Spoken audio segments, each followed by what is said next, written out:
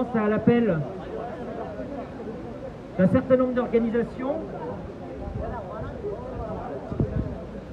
La Ligue des droits de l'homme, Diguemer, Adjim, le collectif Humanité de Plougarneau, le MRAP, Aide aux réfugiés, la Ligue de l'enseignement, le planning familial, l'UEP, la CGT, Sud, Solidaire, Ensemble, Europe Écologie Les Verts, la France Insoumise, Génération, l'autre gauche BNC, le NPA, le Parti communiste français, le Parti socialiste, le POID, les radicaux de gauche, l'UCL et l'UDB.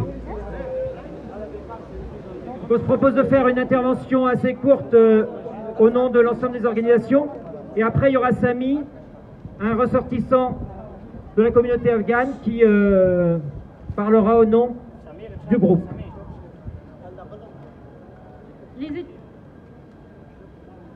Les États-Unis et les Occidentaux se sont retirés d'Afghanistan, abandonnant les Afghanes et les Afghans à leur terrible sort. La situation de l'Afghanistan, pour prévisible qu'elle soit, n'en représente pas moins un événement historique dramatique.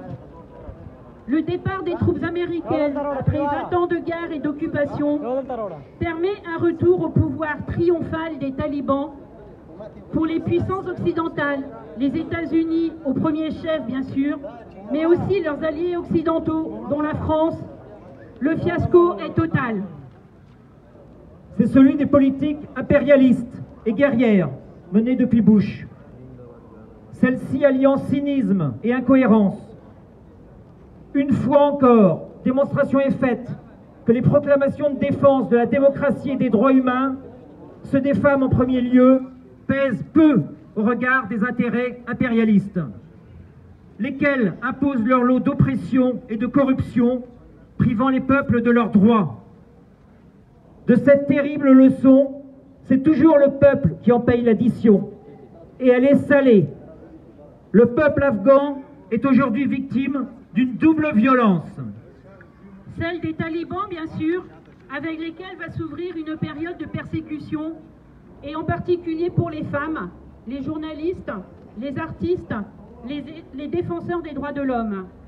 Entre 1996 et 2001, les talibans avaient imposé leur version ultra-rigoriste de la loi islamique. Les femmes ne pouvaient ni travailler ni étudier. Le port de la burqa était obligatoire en public et elles ne pouvaient sortir de leur domicile qu'accompagnées d'un mahram, un chaperon masculin de leur famille.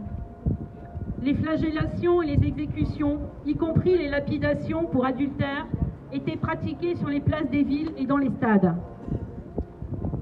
Double violence, parce que violence aussi d'un pays, la France.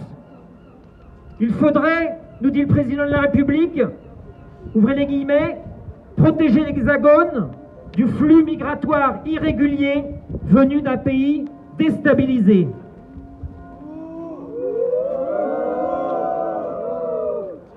Avec ces propos, il ferme la porte à ceux et surtout à celles qui tenteraient de fuir un régime islamo-fasciste. Il bafoue le droit d'asile. Il renie la signature de la France des traités internationaux. Ce ne sont pas de flux migratoires dont on parle, mais d'êtres humains qui cherchent à échapper à l'horreur, dans l'urgence, abandonnant en quelques jours, en quelques heures parfois, toute leur vie, derrière eux, derrière elles. Par définition, ces personnes sont sans visa, sans papier. Pour autant, ces personnes sont-elles illégales? Les propos de Macron sont un reniement du principe même du droit d'asile. C'est ignoble. Mais cette phrase d'Emmanuel Macron n'est pas un lapsus. Elle s'inscrit dans le droit fil de sa politique migratoire. Ces derniers mois, sur notre territoire brestois, nous avons dû déplorer une multiplication d'expulsions de réfugiés. Parmi eux, des Afghans au mois de mai puis au mois de juin. Merci pour eux, monsieur le préfet. Cet été, on a encore vu des drames en Méditerranée, en Manche, des dizaines de noyés. Mais aussi l'Ocean Viking, empêché d'accoster des jours durant dans les ports européens. À quelques mois des présidentielles, Macron a fait son choix. Il chasse donc sur les terres du FN, du RN et autres fascistes. Et il n'est pas le seul, malheureusement. Trop de responsables politiques, en France comme ailleurs, ont pris l'habitude d'instrumentaliser la question de l'immigration à des fins électoralistes, alimentant en cela le sentiment de peur et de division au sein de nos sociétés. Ces responsables ressassent depuis des années les mêmes refrains anxiogènes d'un prétendu dévoiement du droit d'asile, de prétendus abus de recours aux soins et à l'aide médicale d'État, ou encore du détournement du droit au regroupement familial. On fait tout pour empoisonner la vie des réfugiés avec cette suspicion constante de fraude, d'abus.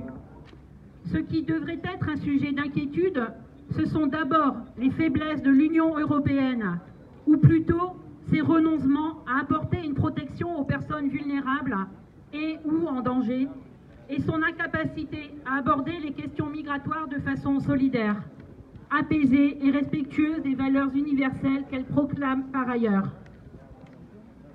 Nous voulons ici mettre en avant tout le travail associatif fait par des centaines de nos concitoyens dans le département.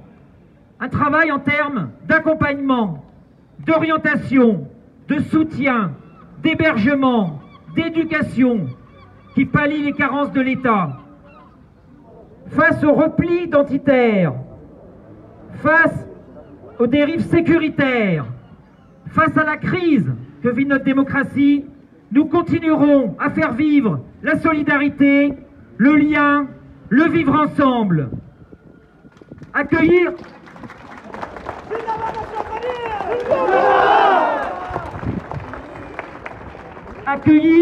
inconditionnellement les réfugiés afghans aujourd'hui qui fuient la barbarie islamo-fasciste. Tel est l'objet de notre rassemblement. Les accueillir dans la dignité. Accueillir les migrants dans la dignité, oui, la leur, mais aussi et surtout la nôtre de dignité.